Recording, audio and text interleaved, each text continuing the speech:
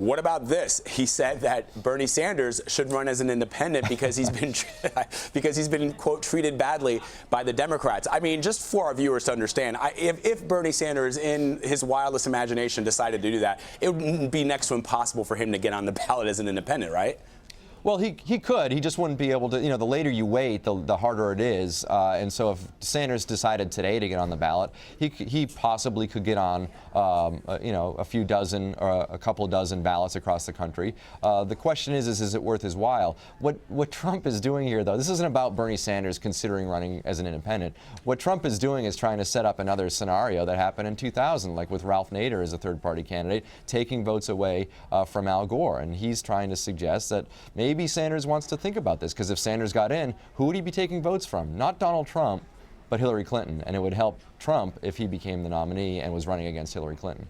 All right, let me ask you another question about Senator Sanders. In the Democratic race, he can't mathematically win the nomination, but you know, so far he's staying in the race, although he's cut back on staff and he's trying to influence the party's platform. Does he risk, though, alienating delegates at the convention who may want him to get behind Clinton now so she can focus on Donald Trump?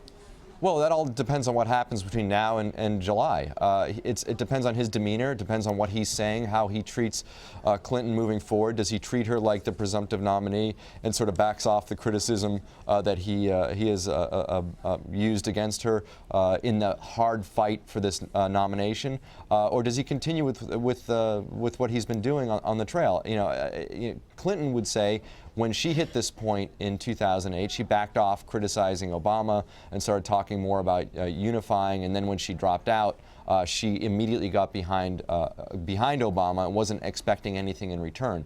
That's going to be the big question. How does Sanders handle this moving forward? And so we'll listen to him very closely. Is he just going to promote the things that he's been talking about in terms of issues, whether it's minimum wage, income inequality, college affordability, those types of things, or is he going to continue to criticize Clinton? I think he's backed off on the criticism. If he continues to do that, I think there's a lesser risk of him upsetting Democratic delegates than there would be if he was really going hard against Clinton between now and the end.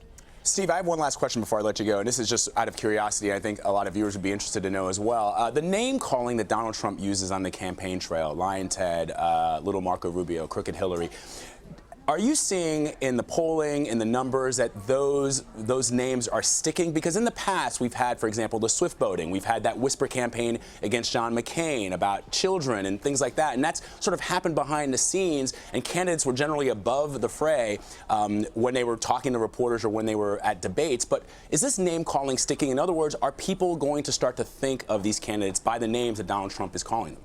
We don't have any specific polling that I know of that talks specifically about the names, but what does Trump sell himself as? He's a master brander, right? And so he brands himself in a certain way, and what he does is he brands his opponents in a certain way. And he has been very effective at branding, you know, low energy Bush and crooked Hillary and lying Ted and little Marco. And those names have stuck, it seems. And, you know, I don't know if it just sticks with Trump's supporters, but you can't argue with the results. Trump is winning. He's won more votes than any of the other Republicans this year. In fact, he's won more votes in the Republican primary this year than either McCain or Romney did in their runs the last two cycles. And so something is working. If it's the branding, then, you know, he'll probably continue to do that. In fact, I know he'll continue to do that. He's already started in with Crooked Hillary. And if you don't think that's going to continue between now and November, then you're crazy. I mean, he's going to that's what he does. And so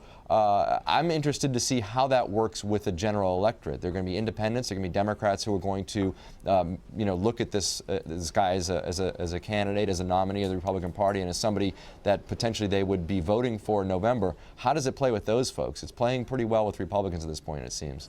All right, Steve Chaggaris in Washington. Steve, thanks so much. Thanks.